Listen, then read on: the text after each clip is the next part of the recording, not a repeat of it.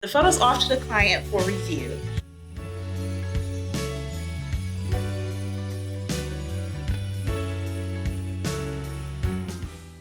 Hello Explorers, Kitty Explorer here, and welcome back to another day of Vlogmas. Today is day 4 of Vlogmas, and I'm going to take you behind the scenes on what I do once I come back from a photo shoot. Last Sunday, I had a photo shoot with a client here in Atlanta through my Airbnb experience, and I'm going to show you how I organize my files and what I do, and to the point where I set up and send the proofs off to the client for review. So let's head to my computer and get on Lightroom and see what I do for my photo shoot process. But first, make sure if you have not already, use the subscribe button down below and the notification bell right next to it so you'll be notified when all of my videos are released. Videos are released outside of Vlogmas on Tuesdays and Thursdays, but make sure you subscribe because I talk about all things travel, photography, and the environment. And I'm still participating in Vlogmas through December 25th. So now let's go to the computer for real and start working on these photos for my client. The first step I do after a photo shoot, which I've already done, is take the photos off of the SD card and put it on my external hard drive. This is to make sure if something happens, like I lose the memory card, I will already have them backed up on the computer or on my external hard drive. Or if something happens, like the card becomes corrupt, I already have them backed up. And then I organize the files by month and by name of the client so I can easily find the files for future reference. After I've done that, I come into Lightroom and I will import the photos into Lightroom.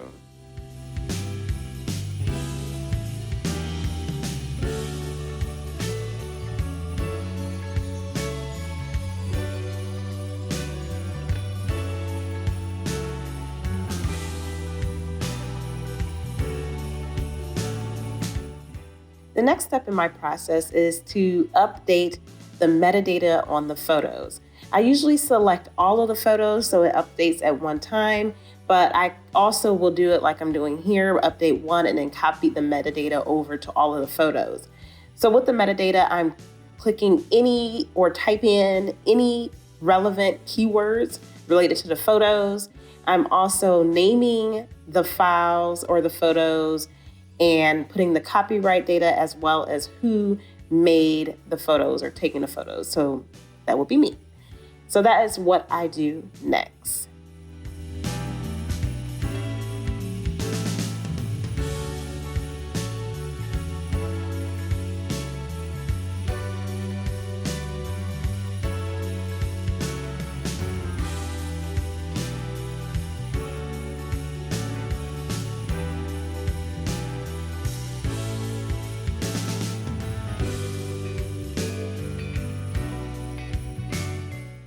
The next step in my process is actually reviewing all of the photos and editing, doing light edits on all of the photos.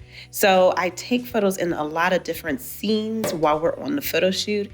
So I start out with the first location while on the shoot and I go through the photos and I see which ones I don't want and I actually reject them if I don't want them, so they won't ever see those photos.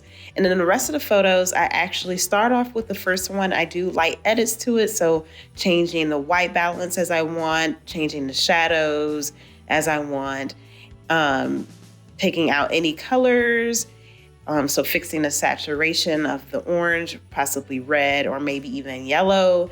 And then I copy those edits over to the rest of the photos in that location because it's going to have the same lighting and same, qualities as the first photo.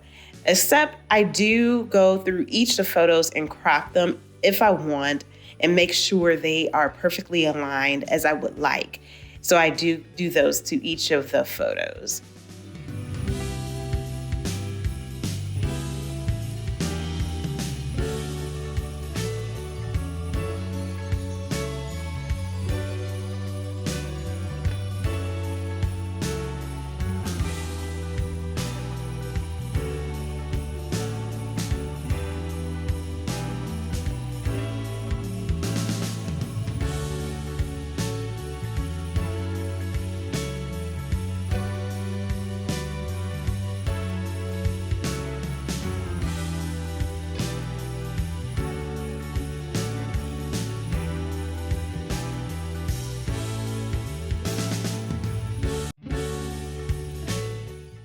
Okay, in this step, I am getting ready to export the photos onto my hard drive and send them as proofs to the client.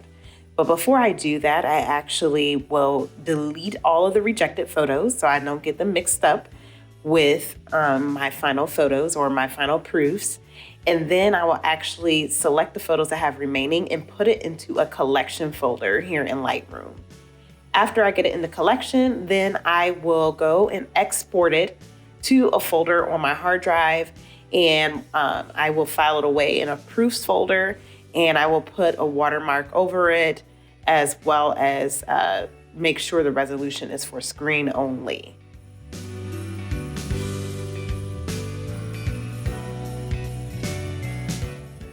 The last step in sending proofs to my client is actually uploading the proofs with the watermark on it into a folder or a gallery in my Shoot Proof site.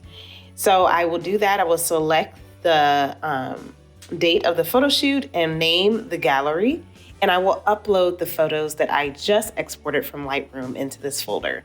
I will then go through and put in the settings, make sure they're not downloadable, as well as sending out reminders, making sure there's automations put on this so I don't have to do it myself. And then I will send these proofs over to the client and send an email to her for her to be notified to select her favorites for editing. Okay, so that is the end of the process. And like you saw, I have sent the photos off to the client for review. So now I'm just waiting for her to tell me which photos she wants me to do some deep editing on, and I will edit those photos, and that will be part 2 of behind the scenes, which you will see next time. So if you enjoyed this video, make sure you hit the like button. Please don't forget to subscribe and hit the notification bell. And if you have any questions or comments, leave that down below in the comment box and I will be glad to help them. Thank you so much for watching. Have a great day or night wherever in the world you are. Bye.